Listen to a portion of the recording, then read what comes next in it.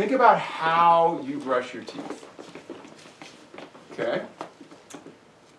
Just go through the process in your head right now.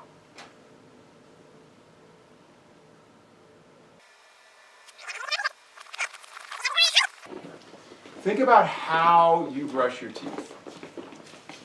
Okay? Just go through the process in your head right now. And now I'd like you to do that right now, right here, as if you're in your bathroom or kitchen or wherever you brush your teeth. That was great. That was great. I like that you floss first. Floss it too. Okay, so and every object has dimensions.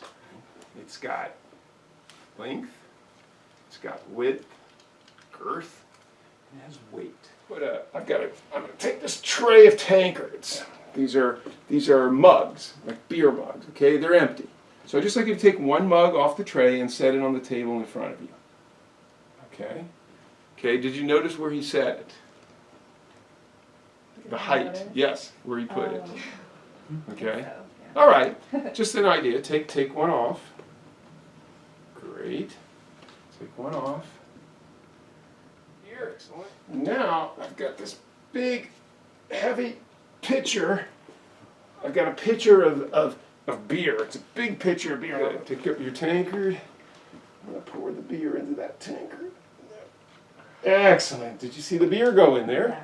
Do you feel the weight? Did the weight of your tankard change as the beer goes in it? Okay. There we go. Okay. In a tankard. So now you got a tankard of beer. Feel it. Does it have weight? Okay. Good. Does it have? Can you feel the handle? What's your handle made out of? Ceramic. Very nice. What about yours? Glass. Ooh, cool. Plastic. Plastic. Okay. Now take that tankard and take a drink from it. When you get it to your mouth, just stop there when you put your lips on it. Great. Okay. Nice. Nice. Beautiful. Go ahead, take a drink from the tankard. Gotta swallow that, right? Take another drink. I want you to swig it. Drink all of it. Okay? Your throat has to move, your lips have... Beautiful, beautiful. Okay, stop. Freeze right where you are. Okay? Take a look at where your hand is and where your tankard is. Does that feel right? I'm not saying it isn't. I'm asking you. You guys, does it feel right?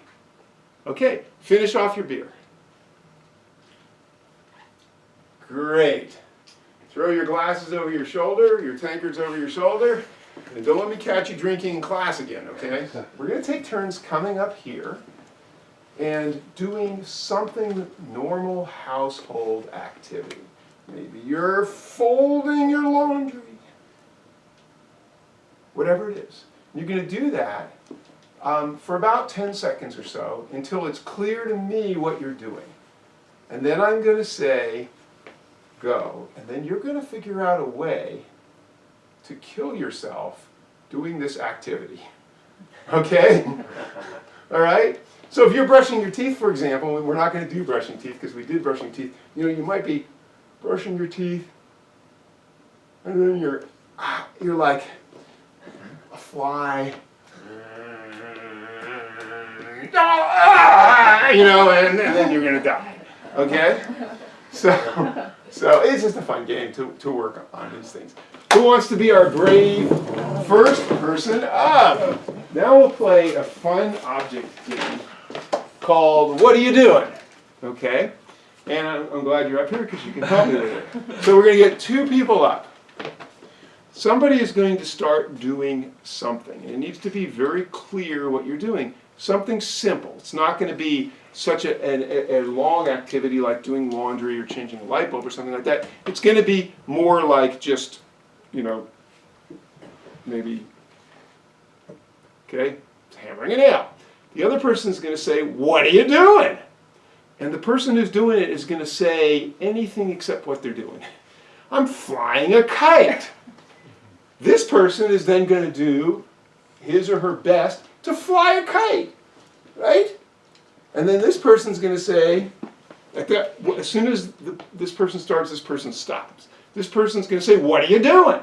And you're going to say, anything but flying a kite. It's something completely different. I'm putting on my shoes. And then this person's going to put on his shoes.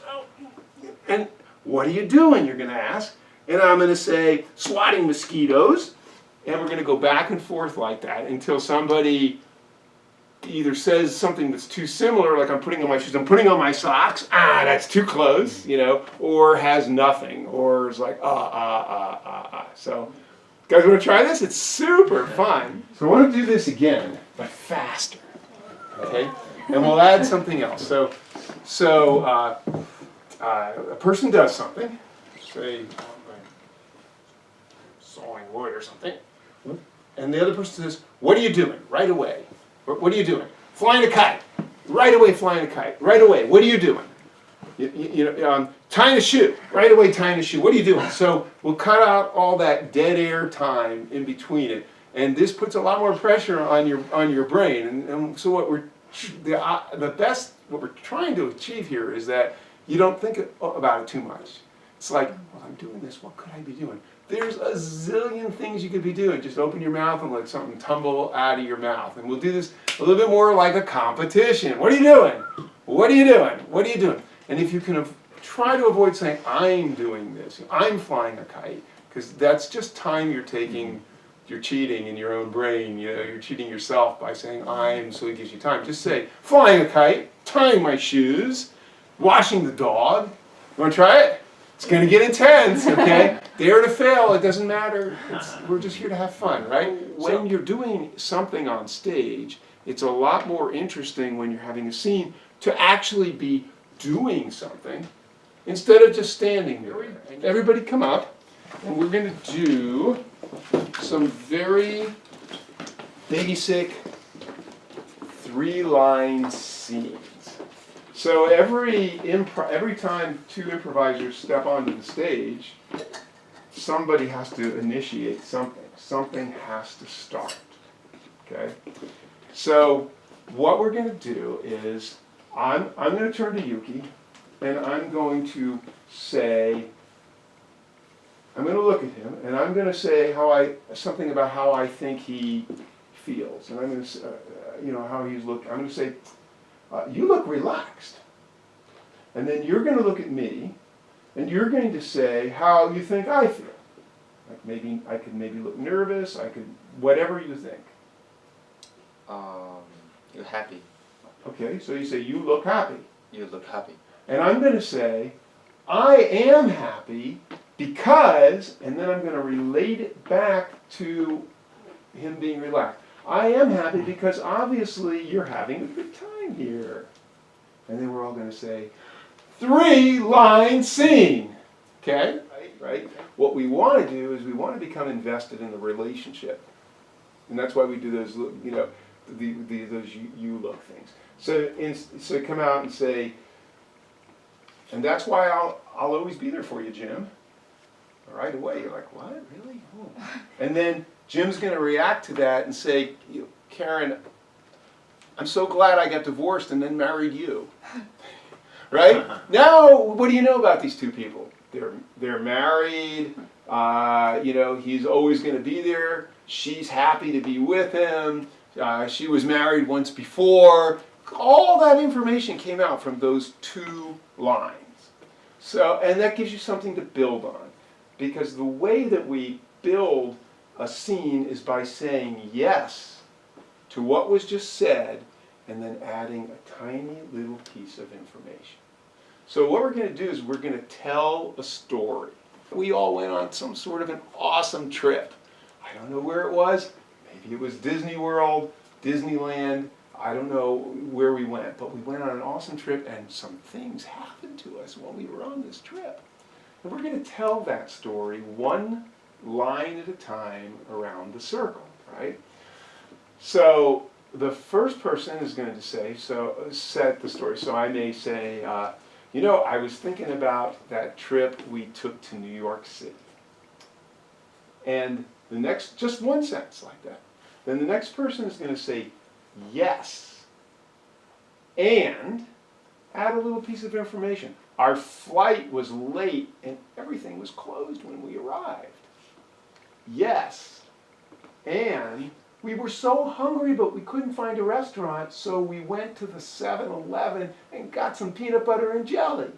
And what really makes improv challenging is just letting go of this idea that you have some control or wanting to have some control over where that story that two people, or it can be more than two, I just use two as an example, are telling on stage. Because they don't know where it's going either. So what we're going to do is we're going to combine the object work with the you look, and I am, and yes and, the last thing that's said, okay? The only rule here is you can't talk about the object work. I'm going to tell you where you are. So you'll know where you are, and once you know where you are, I just want you to start, don't say anything until I say talk. I just want you both to start doing something that you would do in that location. At least some of you are here is because of social anxiety, you know, and when you're communicating clearly and you're understanding your feelings and you're reacting to another person's feelings, it gives you confidence. A lot of times people have social anxiety because they don't really know what's going on, because they're not listening well. But if you take a moment in scenes and in life to just say, okay, what is this person saying? This person just told me that he or she likes me. How do I feel about that? So make a line, close it in. Close it in, close it in, shoulder to shoulder. Excellent. So I'm going to give you an emotion. I'm going to say that you're happy, okay? And I'm going to say that you are scared. You're angry. You're confused. And you're sad, okay? So I want you to make a noise, just like one noise, not a verb, not words, just a noise like you're happy. Fabulous. And what? And your emotion was scared. Okay. And your emotion? Angry. Make a noise. Good. Mm-hmm. Okay. Sad. Okay, great. When I point to you, you're going to make that noise over and over and over again until I stop pointing to you. Okay? And I'm going to have a rhythm going. You're going to make that noise on the rhythm. This is called emotional symphony. We're going to actually construct a symphony based on these noises. Okay, so what's your noise? Let me hear it. Ha-ha, ha-ha, ha-ha, ha-ha.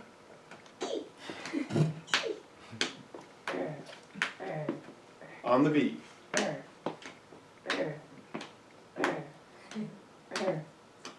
Mm-hmm. Mm-hmm. Mm-hmm. Mm-hmm. Mm-hmm.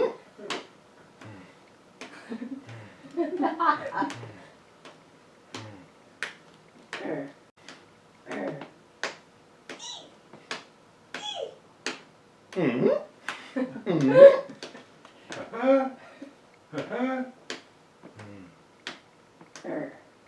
Mm-hmm. Okay, great. Now I'm going to add volume. If I go like this, I want you to raise the intensity. So instead of it'll be you know, volume and intensity. Okay, ready? Okay. Louder. Bigger. Bigger.